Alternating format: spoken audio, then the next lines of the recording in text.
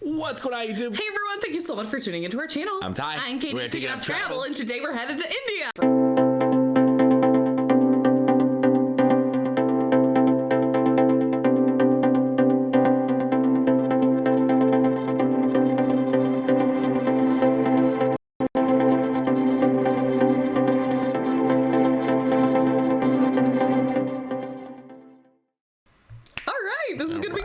Super excited for this. This was a suggestion, so thank you so much for that suggestion in our comments. Yes. Today we're checking out the states and territories of India. Yes, geography now. Yes. Can't wait. Let's do it. Here we go. We got to get it going here. All right, I think we're ready.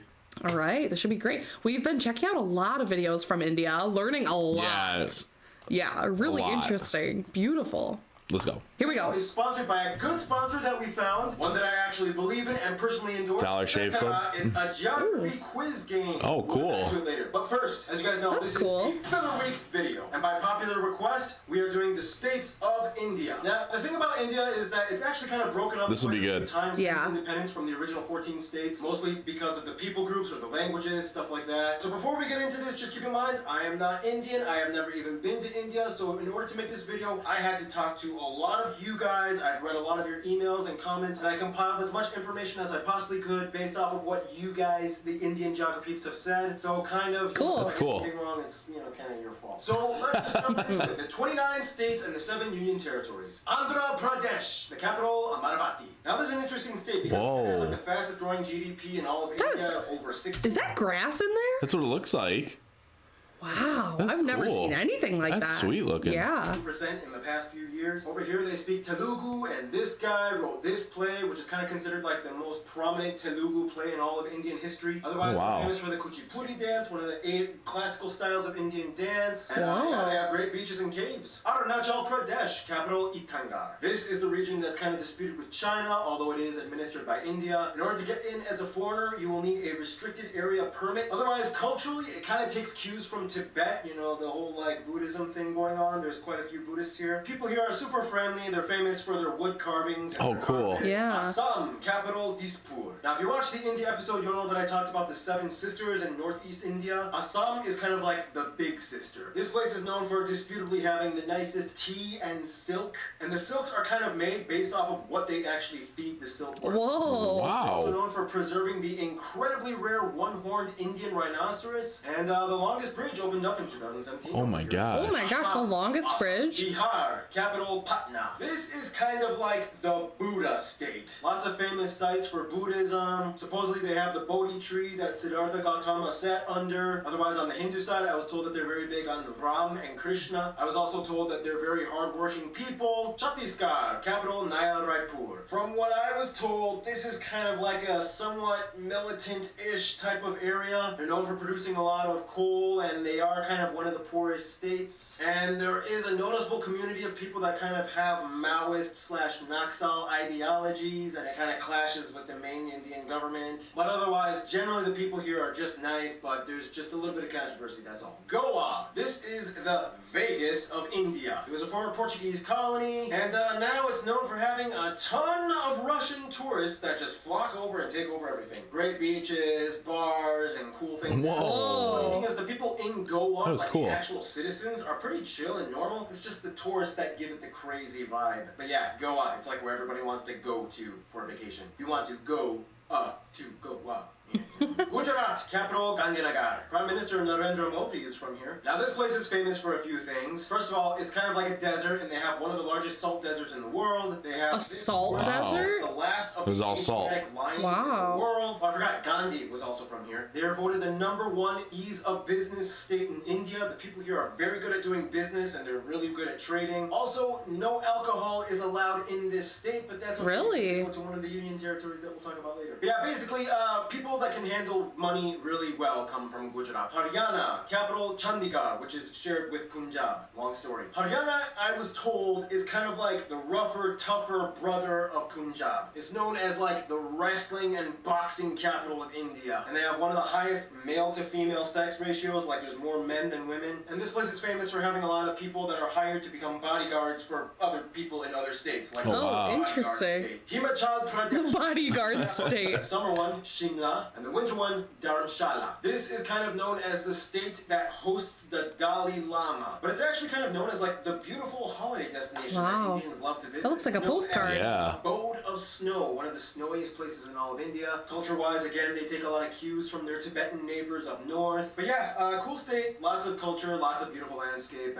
People like to visit for vacations. Jammu and Kashmir also has two capitals. The summer one, Srinagar, and the winter one, Jammu. I have to be very, very careful with this one. Why? Because if you watch the India episode, you'll know that Pakistan and China and India are all kind of vying for ownership of this one area. Basically, the area that is kind of operated by India, we'll talk about. Besides Lakshadweep, it has the highest percentage of Muslims in all of India at about 68%. It used to be ruled under these princely states. And it's funny because like the people here are so nice and welcoming, even though they've gone through like multiple wars. Yeah, it's like the world's most beautiful conflict zone. Jharkhand, the capital, Ranchi. It's kind of like the sibling of Chhattisgarh. A lot of the people here kind of also have the same Maoist ideology. However, it also does have... Wow, look at that. Up on the hill. Jainism. How do you pronounce it? The Shikharji, known for having a lot of minerals that they mine, and famous priest Dhoni came from here as well. Karnataka, capital Bengaluru, formerly known as Bangalore. The capital, Bengaluru, is kind of known as like the Silicon Valley of India. So many IT companies and startups are coming up in this city, and they have the lowest unemployment rate in all of India at less than 1%. Otherwise, they're known for having the Hampi ruin. Less than 1%. Canada, or is that how you pronounce? I was told it's pronounced Canada, but some people have said Canada. Like what? Is it Kerala? Capital Tiruvananthapuram. That's a long name. Tiruvananthapuram.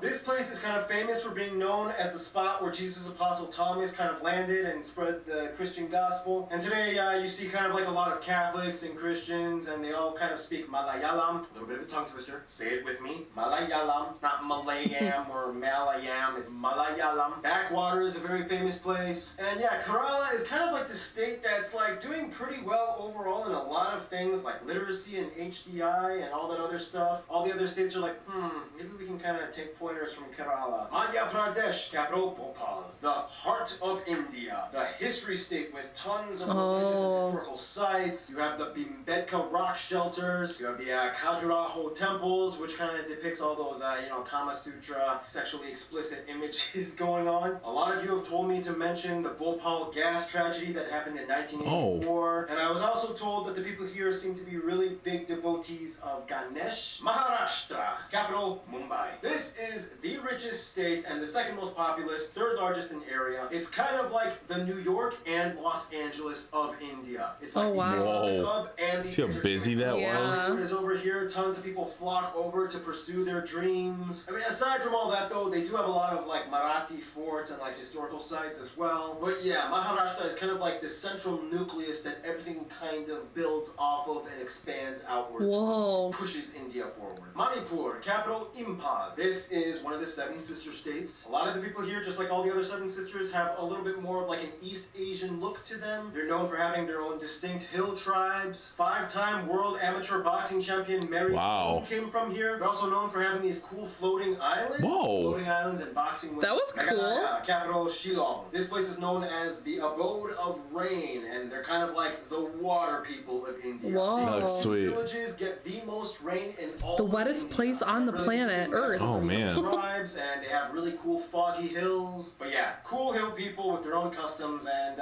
the water people. Mizoram. That was really cool. Yeah. The land of blue mountains. This is the most forested state in all of India at over 90%.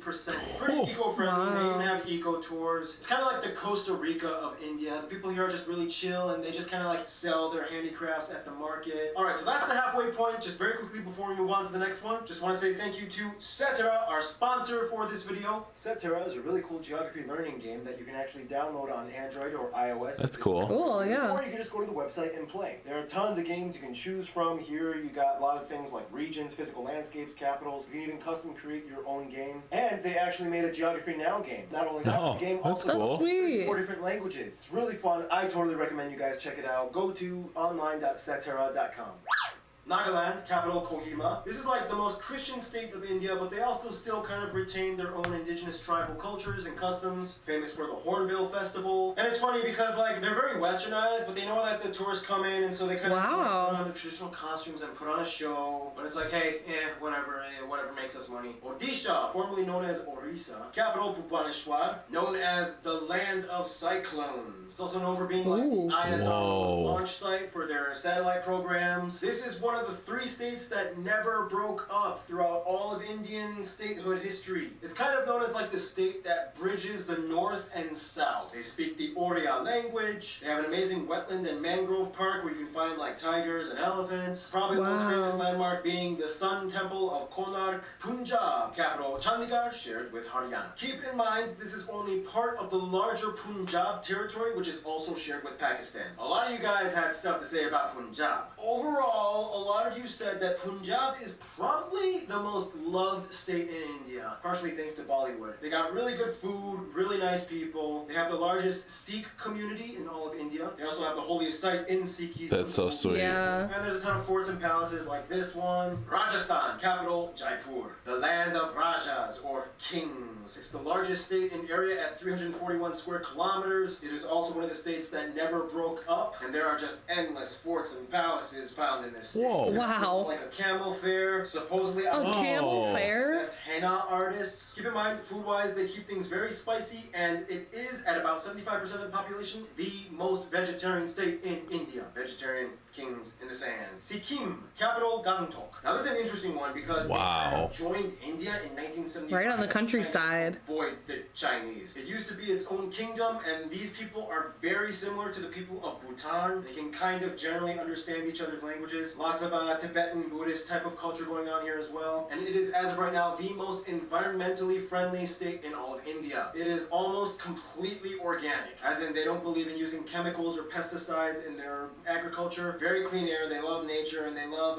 it's kind of like the Bhutan of India. Tamil Nadu, capital Chennai. Now if you want real, like, South Dravidian Indian culture, you come here. This is like straight up the southern capital of India. The main language they speak, of course, is Tamil, which is completely unintelligible to Hindi. They have so many temples, including the largest functioning temple. Technically, Angkor Wat is a bigger Hindu temple, but it's no longer. Those were huge.